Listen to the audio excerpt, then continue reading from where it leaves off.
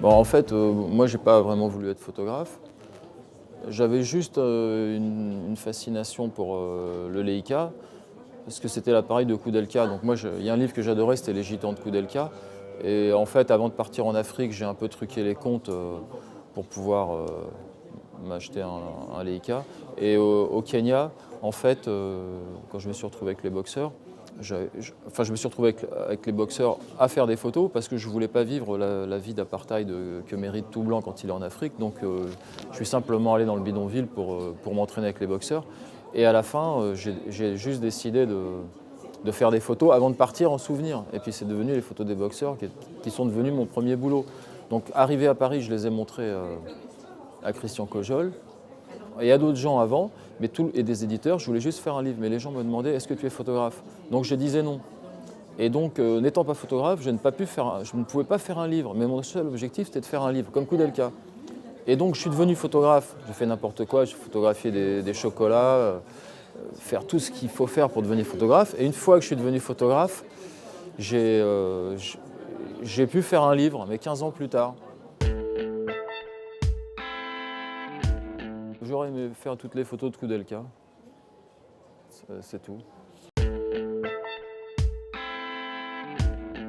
En fait, les chasseurs, je me suis retrouvé prévenu 3-4 jours à l'avance pour partir faire un reportage. Et je suis arrivé à Bamako, où tous les chasseurs de toute l'Afrique de l'Ouest, qui ne s'étaient pas réunis depuis le Moyen-Âge, envahissaient la ville avec leurs fusils, leurs tenues avec les gris-gris, des animaux, des hyènes, des boas.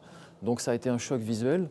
Et l'année d'après, je me suis retrouvé avec les pompiers de Bamako. Et un des pompiers était le disciple d'un grand chasseur.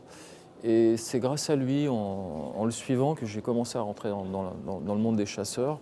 Et on est parti ensemble avec sa mobilette pour voir tous les grands chefs.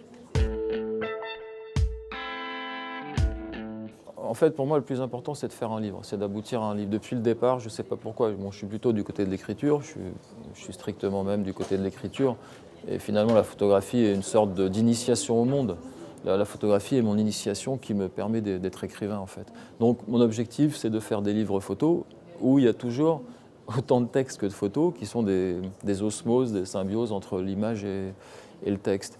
Mais c'est vrai que je suis très paysan, pas matérialiste, mais fétichiste, donc je crois dans la durée de l'œuvre imprimée, matérialisée.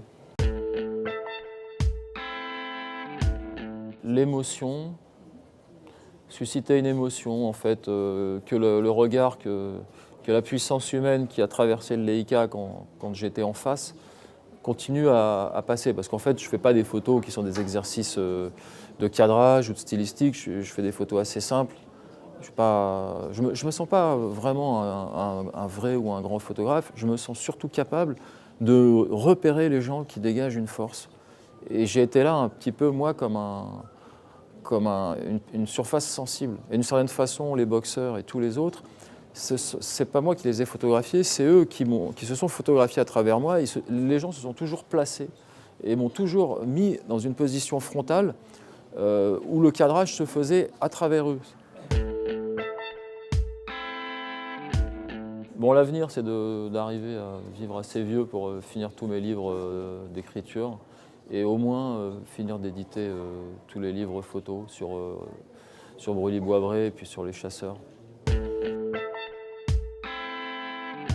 Ah, le souvenir de la FNAC, c'est ma première expo ici en 1992, qui était la FNAC Montparnasse, et qui en fait était assez symbolique de ma vie, puisque comme j'arrive des cités et qu'ensuite, donc toute mon enfance, je n'arrivais à Paris que par la banlieue nord et je connaissais que le petit bout autour de la banlieue nord. Après, comme j'ai eu la chance de rentrer en classe prépa au sud, arrivant du sud comme un crevard, je m'arrêtais aussi strictement à l'arrivée sud, donc chez Roger Lafrite, McDo, etc., et à la FNAC.